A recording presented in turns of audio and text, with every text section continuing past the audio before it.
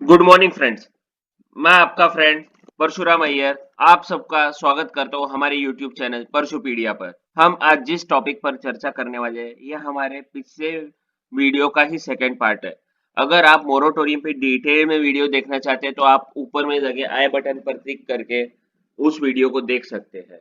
तो आज हम आज के टॉपिक पे आगे बढ़ने से पहले मैं थोड़ा सा पीछे टॉपिक का रिकैप कर दूंगा कि जिसमें हमने ये भी कहा था कि गवर्नमेंट जो है उन्होंने अभी इंटरेस्ट पे जो इंटरेस्ट वेव होगा उसका बर्डन खुद पे लेने की तैयारी कर दी और जिसमें 6,000 करोड़ का अप्रोक्स गवर्नमेंट ने बर्डन का एस्टिमेशन किया है। ये जो लॉस है गवर्नमेंट अपने ट्रेजरी से लेगी, लेकिन हम कतई ये ना भूले कि ये पूरी तरीके से इंटरेस्ट की छूट नहीं है। ये सिर्फ हमें मोरेटोरियम वाले पीरियड के इंटरेस्ट पे जो इंटरेस्ट लगने वाला था उसकी छूट है। मोरेटोरियम पीरियड में जो सिंपल इंटरेस्ट अभी भी कैलकुलेट होगा वो हमें प्रिंसिपल के रूप में जोड़ना है टू द आउटस्टैंडिंग अमाउंट। अब ये प्रिंसिपल के रूप में अगर आउटस्टैंडिंग के साथ जुड़ के नया प्रिंसिपल बनेगा तो ये नया जो सिंपल इंटरेस्ट वाला इंटरेस्ट है इसके ऊपर आपको रिमेनिंग लोन पीरियड पे इंटरेस्ट देना होगा। और हमने उस वीडियो में ये भी देखा था अप्रोक्स 2 लाख रुपए का लॉस हम बेयर करते थे अगर 35 लाख का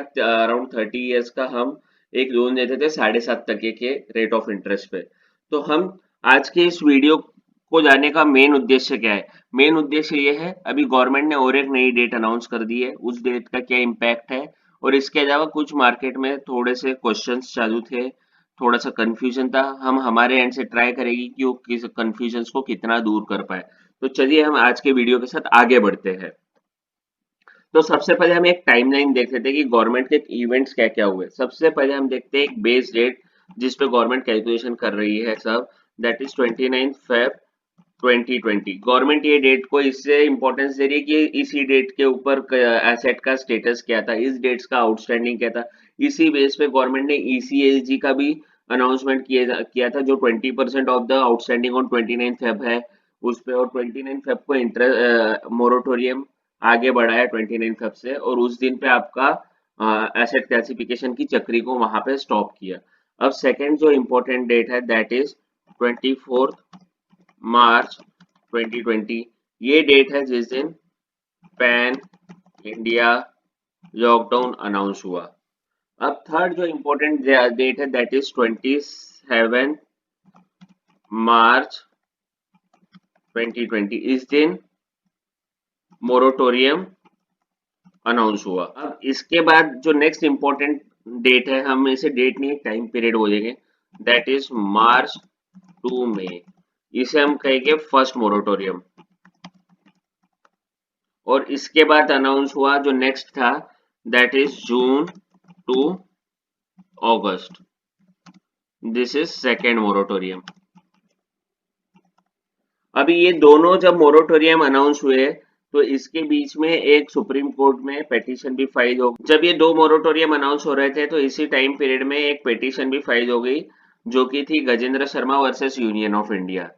अब ये जो Gajendra Sharma versus union of India के कारण हुआ क्या कि अभी सेंट्रल गवर्नमेंट को बीच में आना पड़ा और ये कहा कि हम इंटरेस्ट का बर्डन उठाएंगे फॉर दिस मोरेटोरियम पीरियड। तो ये अनाउंसमेंट की गवर्नमेंट ने 23 अक्टूबर को। अब इसके बाद क्या हुआ, गवर्नमेंट ने अभी लेटेस्ट में एक डेट अनाउंस की जिसके कारण ये मैं वीडियो लेके आया हूं, दैट इज 5 नवंबर 2020। इस डेट को क्या बैंक इंटरेस्ट रिवर्स कर देंगे। दिस डेट बैंक को जो है इंटरेस्ट को इस डेट तक रिवर्स कर देना। अब ये बैंक ने इंटरेस्ट को तो रिवर्स कर दिया, अब इसके बाद क्या होगा, अब उन्हें जो इंटरेस्ट रिवर्स करने के बाद जो लॉस हुआ होगा वो 15 दिसंबर तक क्लेम करना है। तो किसी को कोई इशू है ये टाइम फ्रेम में? तो अगर हम समझे कि अभी जो नया डेट अनाउंस हुआ है उस हिसाब से गवर्नमेंट ने कहा है कि 5 नवंबर तक बैंक को इंटरेस्ट रिवर्स करना है और 15 दिसंबर तक ये इंटरेस्ट बैंक क्लेम कर सकती है फ्रॉम सेंट्रल गवर्नमेंट। अब नेक्स्ट अगर हम टॉपिक पे जाए तो ये मार्केट में क्या क्या क्वेश्चन अभी इस टॉपिक पे चल रहे हैं। फर्स्ट, क्या ये स्कीम ऑप्शनल है बैंकों के लिए? नहीं, ये मोरेटोरियम जैसी स्कीम नहीं है जो बैंकों को ऑप्शन दिया गया था by RBI. It is compulsory for all the institutions to pass on this benefit person or the entity is eligible borrower। तो ये कौन कौन से इंस्टीट्यूशन ये बेनिफिट पास कर सकते हैं, जिसमें banking company, public sector bank, cooperative bank, फिर regional rural bank, all MF, all India financial institutions, NBFCs, और फिर NBFC which are registered as MFI और एचएफसी। ये सभी इंस्टीट्यूशंस ये बेनिफिट को अपने कस्टमर्स को पास ऑन कर सकते हैं।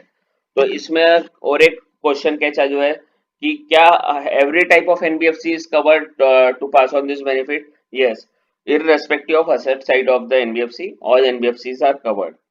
क्या ये फैसिलिटी को लेंडिंग को एक्सटेंड करती है? यस, को लेंडिंग में एक्सटेंड करती है। आप लोग अगर रिक्वेस्ट करोगे कि ये को लेंडिंग क्या चीज होती है, इसके ऊपर वीडियो बनाइए, तो मैं एक वीडियो इसके लिए सेपरेट से बना दूंगा।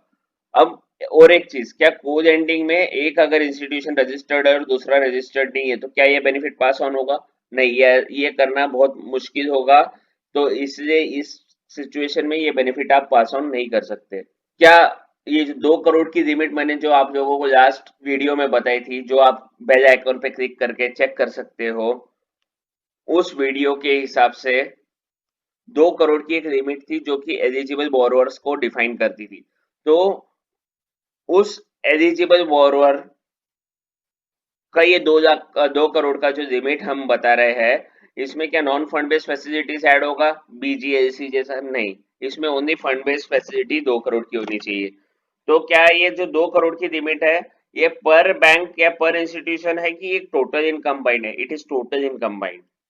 एक ध्यान में रखिए, टोटल कंबाइंड लिमिट 2 करोड़ के नीचे होना चाहिए। तो अभी मुझे एक चीज और एक क्वेश्चन इसमें चल रहा है कि वर्किंग कैपिटल जो लिमिट होती है जैसे सीसीओडी में, तो इसमें सैंक्शन लिमिट कुछ और होती है और यूटिलाइजेशन कुछ और होता है। तो इसमें हम किस लिमिट को पकड़ेंगे? तो इसमें हम सैंक्शन लिमिट को पकड़ेंगे, ना कि यूटिलाइज्ड अमाउंट को। हाँ, अगर बोरोअर एक इंस्टीट्यूशन के साथ स्टैंडर्ड है और दूसरे के साथ स्टैंडर्ड नहीं है, तो क्या करेंगे ऑन 29 फेब?